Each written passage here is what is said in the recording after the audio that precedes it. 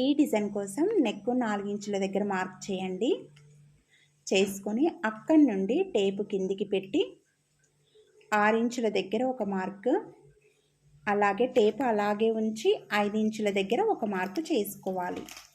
ఇప్పుడు దీన్ని బాక్స్ గీయండి. 6 ఇంచుల వరకు బాక్స్ గీసుకోవాలి.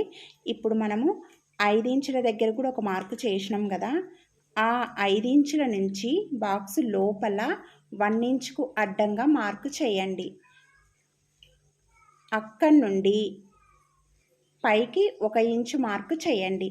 మళ్ళీ ఆ లోపల సైడ్ నుంచి 1 ఇంచు మార్క్ చేసుకోవాలి. చేసుకొని ఇప్పుడు ఈ 5 ఇంచుల్ని ఆ పైన ఉన్న 1 ఇంచుని కలిపి మనం ఇప్పుడు ఆ 1 ఇంచు నుంచి ఈ నెక్ అనేది యూ షేప్ కానీ వి షేప్ కానీ మధ్యలో ఇలా గీసుకోవచ్చు అన్నమాట. ఇప్పుడు నేను చెప్పిన సైజు ఇది పెద్దవాళ్ళకు వచ్చే నెక్ డిజైను. లైక్ చేయండి. అలాగే